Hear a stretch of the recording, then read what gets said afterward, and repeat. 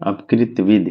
प्रश्न 1 आ है, अपकृत की परिभाषा दीजिए तथा उसके आवश्यक तथ्यों को समझाइए। अथवा ऐतिहासिक विकास के साथ दुष्कृत की परिभाषा दीजिए।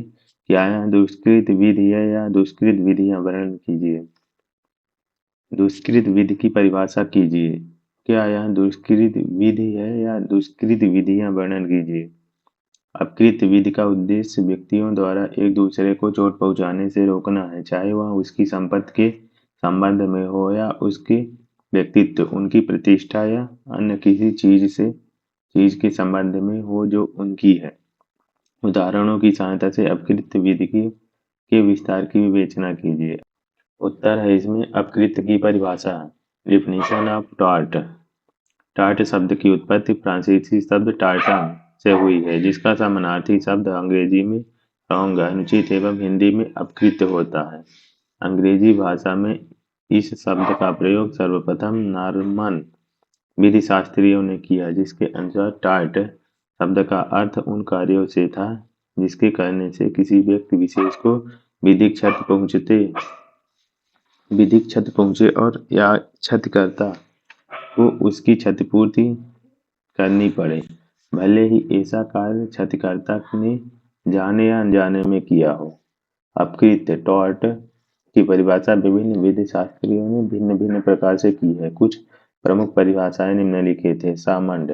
सामंड के अनुसार अपकृत एक दीवानी दुष्कृत है जिसका उपचार क्षतिपूर्ति के मुकदमे की कार्यवाही है, जो कि एकमात्र संविदा भंग, न्यास भंग एवं अन्य किसी सामयिक दायित्व से भिन्न होता है। फ्रेजर।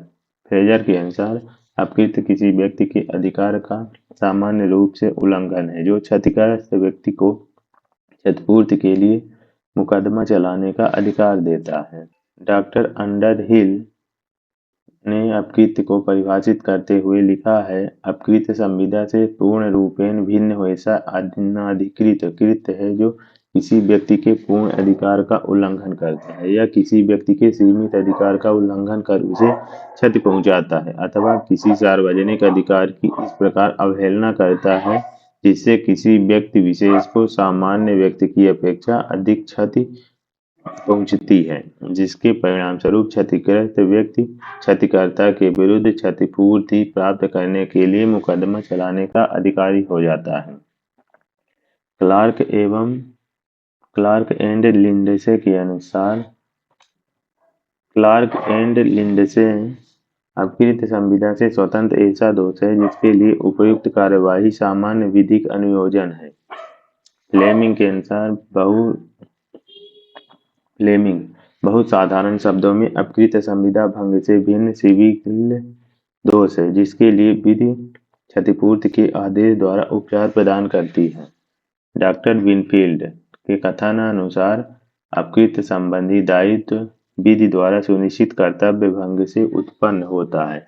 यह कर्तव्य सामान्य व्यक्तियों के प्रति होता है और इसकी अवहेलना का उपचार क्षतिपूर्ति का मुकदमा चलाकर प्राप्त किया जाता है। जहाँ तक किसी भी परिभाषा की पूर्णता एवं उपयुक्तता की का प्रश्न है, हम किसी भी परिभाषा को पूर्ण नहीं कह सकते हैं, परंतु क्लार्क एवं लिंडसे ने डॉक्टर विनफील्ड की परिभाषा को अन्य परिभाषाओं की अपेक्षा उचित माना है।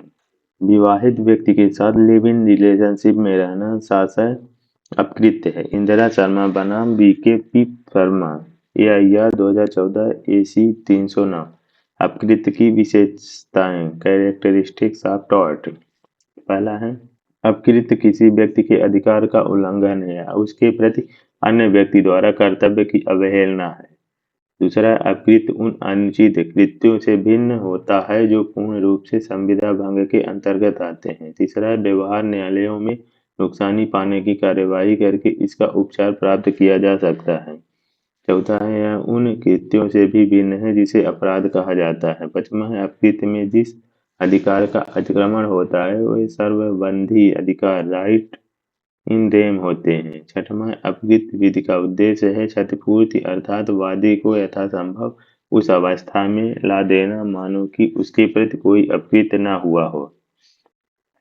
सभी व्यवहारिक क्षतियां अपकृत्य नहीं है। All civil wrong are not tort. यद्यपि आवश्यक रूप से में एक व्यवहारिक क्षति अपकृत्य है, परंतु धारणा यह है कि जब सामान्य हानि का कोई जब सामान्य हानि का कोई विशेष कृत्य किसी को व्यक्तिगत हानि पहुंचाता है, वहीं पर व्यक्ति को क्षतिकर्ता के विरुद्ध वाद चलाने का अधिकार मिलता है। उदाहरण के लिए, अगर कोई व्यक्ति आम रास्ते में रुकावट पैदा करता है तो यह अपकृत्य न होकर अपराध होगा और केवल सरकार ही उसके विरुद्ध अभियोजन कर सकती है।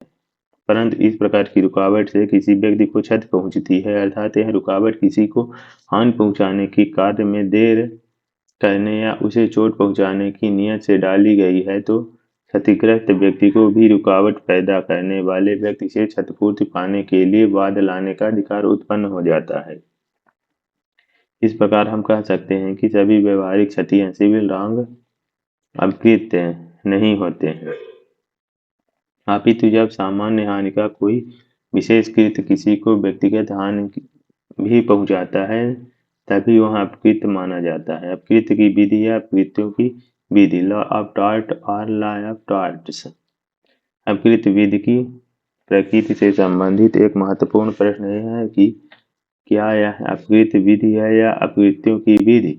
इस संबंध में दो सिद्धांत प्रतिपादित किए गए हैं। प्रथम सिद्धांत है फर्स्ट प्रिंसिपल।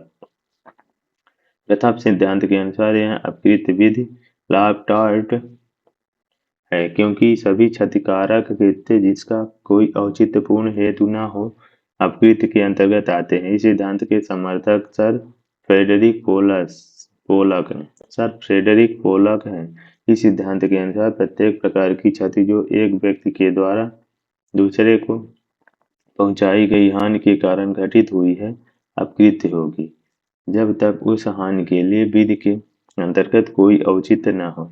इसके अनुसार कोई हानि पहुंचाने वाला व्यक्ति क्षतिग्रस्त व्यक्ति के प्रति क्षति के लिए उत्तरदायित्व से अपकृत्य विधि से तभी बच सकता है जबकि वह यह प्रमाणित करे कि उस हानि को करने का विधिक औचित्य उसे था। उदाहरण के लिए, यदि एक व्यक्ति का अपने पड़ोसी खा को कोई हानि पहुंचाता है तो खा क्षतिपूर्ति के लिए का के विरुद्ध अपकृत्य विधि में वाद ला सकता है, भले ही उसे क्षतिपूर्ति, धोखा, आक्रमण अथवा अपवचन आदि कोई नाम दिया जा सकता हो अथवा कोई भी नाम नहीं दिया जा सकता हो। क्षति के लिए खा के द्वारा लाए गए वाद में यदि का यह सिद्ध करने में असमर्थ रहता है कि वह हानि विधि के अंतर्गत औचित्यपूर्ण थी, तो का अपकृत्य विधि में खा को पहुंचाई गई हानि के लिए क्षतिपूर्ति हेतु दायी होगा। लोक कल्याणकारी राज्य में पुलिस के कुछ अहम कर्तव्य हैं। यदि पुलिस अपने कर्तव्यों के निर्वहन में उपेक्षा बरतती है तो राज्य सरकार ऐसी उपेक्षा के दायित्व से बच नहीं सकती। भीड़ को तितर बितर करने के लिए हवाई फायर भी इतनी सावधानी से किए जाना अपेक्षित है कि पास पड़ोस के निवासियों को क्षति कारित न हो। यदि ऐसी क्षति कारित होती है तो वह अपकृत्य है। स्टेट ऑफ मध्य प्रदेश बनाम श्रीमती शांतिबाई, AIR 2005, मध्य प्रदेश 66।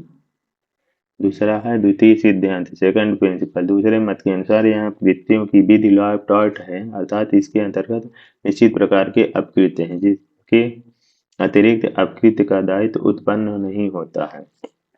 इस सिद्धांत को पिजियन होल थ्योरी भी कहा जाता है। इस सिद्धांत के प्रमुख समर्थक प्रोफेसर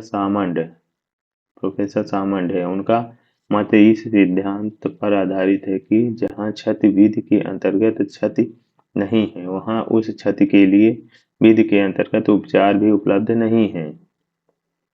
इस प्रकार यदि क्षतिग्रस्त व्यक्ति क्षतिकर्ता के विरुद्ध वाद लाता है तो क्षतिकर्ता प्रतिवादी का यह कर्तव्य नहीं है कि वह यह प्रमाणित करे कि उसका कृत्य किस विधिक नियम के अनुसार औचित्यपूर्ण था, अपितु वादी के लिए आवश्यक है कि वह उस क्षति को निश्चित अपकृत्य के अंतर्गत प्रमाणित करे। यदि वादी अपने दावे को किसी निश्चित शीर्षक के अंतर्गत नहीं लाता है या प्रमाणित नहीं कर पाता है तो प्रतिवादी का कोई दायित्व उत्पन्न नहीं होता है।